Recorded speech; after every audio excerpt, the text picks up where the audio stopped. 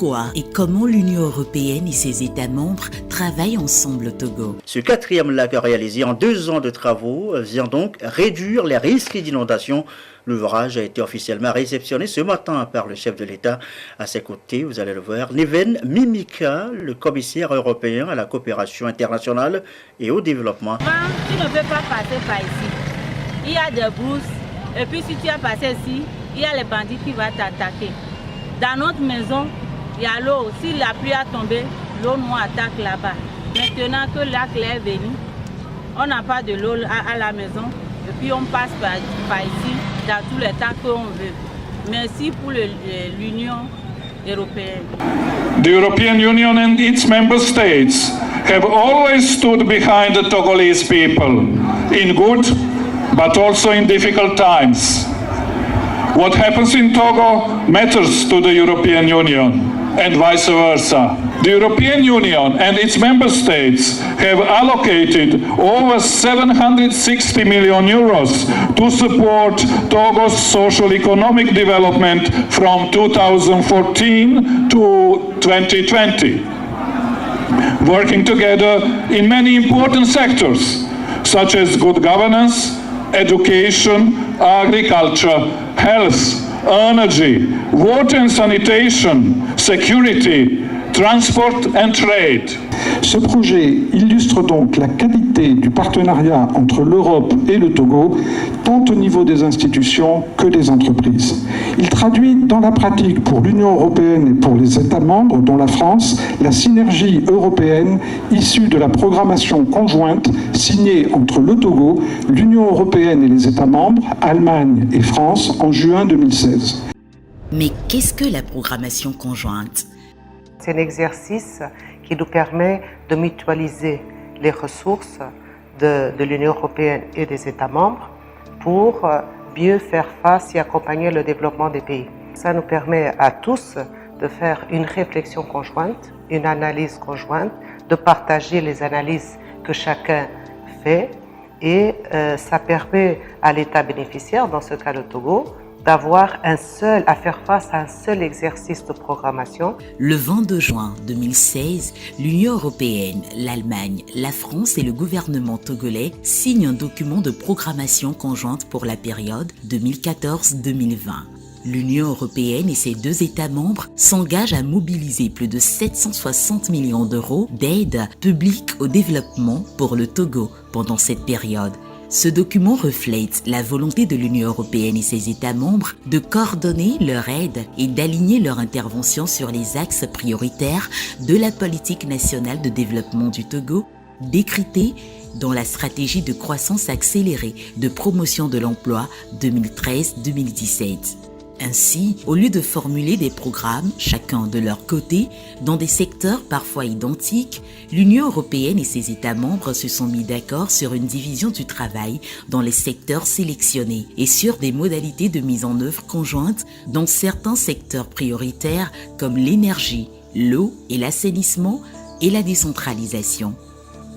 Cette coordination, dès l'étape de la programmation, assure qu'il n'y aura pas de duplication entre les différentes interventions de l'Union européenne et ses États membres. Et ceci permet d'éviter et de lancer plusieurs processus de formulation de projets dans un même secteur qui affaiblissent les capacités déjà limitées des institutions togolaises. Comme nous avons fait l'analyse ensemble, on a pu travailler de manière plus approfondie. Nous avons aussi discuter ensemble les points stratégiques et focaux et nous avons aussi pu discuter comment éviter les doubles efforts, comment se partager le travail. Est-ce que la programmation conjointe donne lieu à des interventions conjointes?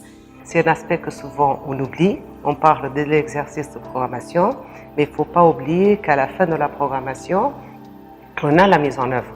Et cette mutualisation notamment via les agences des États membres, et c'est un aspect extrêmement important de la programmation conjointe. Évidemment, cette planification conjointe a favorisé la recherche d'opportunités de coopération avec les agences des États membres, l'AFD, la GIZ et la KfW, notamment dans les secteurs de l'énergie, de l'eau et de l'assainissement et la décentralisation. Pour vous donner une idée, en fait, sur notre portefeuille actuel de programmes au Togo d'environ 340 millions d'euros, si on retire les décaissements qu'on fait directement au trésor de l'État togolais au titre de l'appui budgétaire pour 80 millions d'euros, 40% de nos financements sont mis en œuvre au travers de partenariats avec l'Allemagne et la France. La coopération conjointe dans le secteur de l'énergie. Il faut remonter un peu avant, dans les années 2012-2013, l'AFD avait financé une table ronde des bailleurs de l'énergie au Togo, de façon à aider la CET à définir un programme d'investissement. Et après, nous sommes tombés dans une situation un petit peu inconfortable où nous regardions le secteur, mais sans savoir véritablement si nous pouvions y aller financièrement, compte tenu de l'absence d'accord FMI. Alors, ceci n'a pas empêché l'Union européenne de financer un certain nombre d'études de faisabilité pour permettre à la CET d'avoir un programme prêt à financer quelque part, dans la perspective où l'accord serait signé. Et dès que l'accord a été signé, donc, nous avons pu remettre un pied dans ce secteur-là. La KfW a saisi l'occasion également de nous rejoindre et nous avons pu financer ce très beau projet. Je pense que c'est un projet assez emblématique d'une coordination européenne réussie, puisque chacun, en toute logique partenariale, a pu bénéficier du travail de l'autre, au plus grand bénéfice finalement des populations du Togo. Si je parle des avantages, on peut parler de gagner du temps pour exécuter le projet le plus rapide possible. C'était le cas dans ce programme. Disons, il y avait cette étude de faisabilité qui était déjà disponible, qui était faite par l'AFD et l'Union européenne. Et là, ça nous a fait gagner du temps. Et en plus, ça nous a fait réduire les coûts des transactions. Et, disons, un autre avantage d'une telle collaboration, c'est aussi, la complémentarité. Parce que chacun des partenaires a ses instruments, ses spécificités, et si on les met ensemble, disons, on peut finalement augmenter l'impact du programme. Et finalement, c'est ça ce qu'on cherche.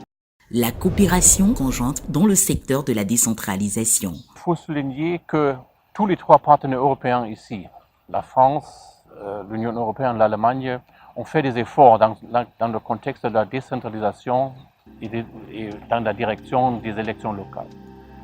L'Allemagne a commencé avec ce programme Prodigal dans 3 villes. Mais la coopération maintenant, le cofinancement avec l'Union européenne veut dire que maintenant on peut faire ces efforts dans toutes les régions du pays. L'Allemagne seule n'aurait pas pu financer un tel programme. Donc de telle manière, on a pu couvrir tout le pays, on a pu utiliser les ressources déjà en place pour travailler aussi dans des autres villes. Donc on a évité un doublement des efforts pour faire dérouler les efforts de l'Union européenne. Parler avec une seule voix assure que notre message soit plus résonnant. Par les efforts réunis, nos impacts sont augmentés sur l'étendue spatiale, dans leur profondeur et surtout dans leur durabilité. En termes d'impact, après 5 ans d'appui dans le secteur de la décentralisation, nous avons dans 3 communes des administrations locales plus performantes, une participation citoyenne institutionnalisée et un cadre juridique adapté à la mise en œuvre de la décentralisation. Avec le cofinancement de l'Union européenne maintenant, ces impacts sont en train de s'étendre à toutes les autres communes et s'amplifient en efficience. Avec Prodigal, c'est-à-dire programme de décentralisation et de gouvernance locale, c'est à ce niveau-là qui maintenant fait participer à Tapamé et d'autres grandes villes que nous avons vu l'effet même de cette programmation conjointe. Ce que cette programmation conjointe apporte concrètement, c'est d'éviter des doublons. Avant, l'Union européenne intervenait à notre niveau, mais avec son portefeuille et ce qu'il peut faire avec nous. Nous avons avant le SCAC qui vient, la coopération française et la coopération allemande elle-même. Aujourd'hui, je pense que tous ces bailleurs se sont mis d'accord pour aller ensemble et avec les collectivités locales et avec toute la population. Alors un autre élément intéressant qui découle de cette collaboration étroite avec les États membres, c'est l'intégration concrète du genre dans tous nos programmes conjoints suite à l'approbation l'année dernière du plan d'action genre de l'Union européenne au Togo. Alors par exemple, dans le cadre de notre appui à la décentralisation, nous soutenons l'établissement d'une académie politique qui forme des futures candidates aux élections nationales et le gouvernement vient tout juste de lancer, avec l'appui de l'Allemagne et de l'Union européenne, une campagne nationale de sensibilisation sur la décentralisation qui inclut justement un module sur la place des femmes dans la décentralisation. La coopération conjointe dans le secteur de l'eau et de l'assainissement. Je pense que nous avons financé et nous continuons de financer des projets dont nous pouvons être fiers. Je citerai l'adduction en eau du Grand Lomé, le drainage des eaux pluviales avec la réalisation du 4e lac et bien sûr le centre d'enfouissement technique de Lomé qui est non seulement le plus moderne d'Afrique de l'Ouest mais le seul aux meilleures normes internationales en termes environnementaux. La programmation conjointe a-t-elle renforcé également le dialogue sur les réformes sectorielles et le dialogue politique ? Le fait que nous ayons eu à travailler avec l'Allemagne et la France sur un document de programmation conjointe encourager une analyse et une vision commune des progrès et des défis à relever au Togo. Et ceci nous a permis de développer des interventions conjointes et une communication harmonisée qui ont renforcé le poids de notre coopération, mais également de notre dialogue avec les autorités et les acteurs togolais.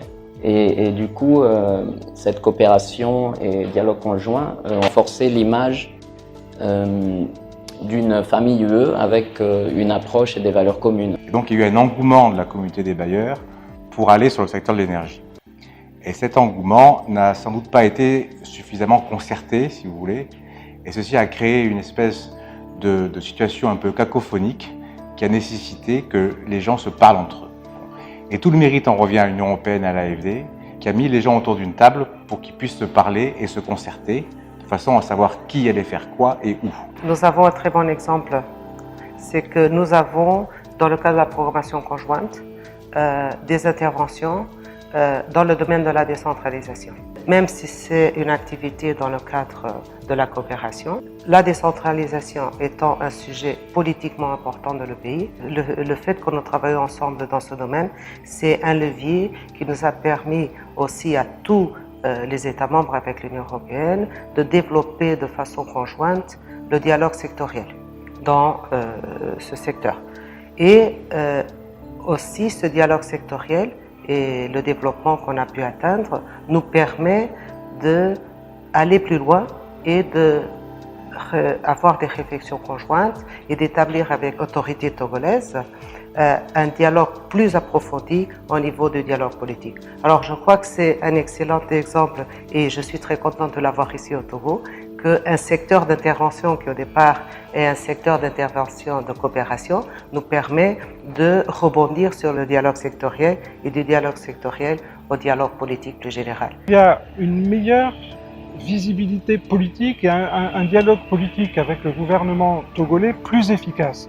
C'est plus efficace parce que les Togolais finalement ont sur ce type d'opération un seul interlocuteur. Et c'est plus facile pour les ministres concernés de discuter avec un interlocuteur qui représente l'Union européenne et les États membres qui se sont préalablement concertés qu'avec plusieurs interlocuteurs qu'il faut coordonner dans des conditions parfois difficiles et puis ils ont parfois des procédures différentes. Là, on se coordonne et politiquement, le dialogue est beaucoup plus fructueux avec le Togo. La chose importante qu'il faut souligner, c'est que les trois partenaires européens ici sont des partenaires qui partagent les mêmes valeurs, la même approche pour le développement du Togo. Et ensemble, nous avons un poids plus grand de manière technique, mais aussi de manière politique en face de nos partenaires togolais, mais aussi parmi les autres partenaires techniques et financiers. Quand au Togo, la délégation de l'Union européenne, l'Allemagne, la France, l'AFD, Expertise France, KfW, GIZ travaillent ensemble, on est forcément meilleur. Ensemble, on est plus fort. cette collaboration était très bénéfique. L'effort conjoint que nous faisons, ça nous donne un poids plus grand que la somme des 3 entités. En quelque sorte, si vous voulez, c'est comme si nous ne formions qu'un aux yeux des autorités, de la société civile et même de tous les citoyens togolais. On est là finalement pour augmenter l'impact pour le bien-être de la population togolaise. Lorsque vous êtes seul, certainement vous allez plus vite, mais pas assez efficacement. Mais lorsque vous allez ensemble, peut-être pas à pas, mais lorsque vous aboutissez, vous atteignez l'objectif qui satisfait tout le monde. Dans le cadre de la programmation conjointe de l'Union européenne et ses États membres ici au Togo, il est sans doute correct de dire que l'union fait la force.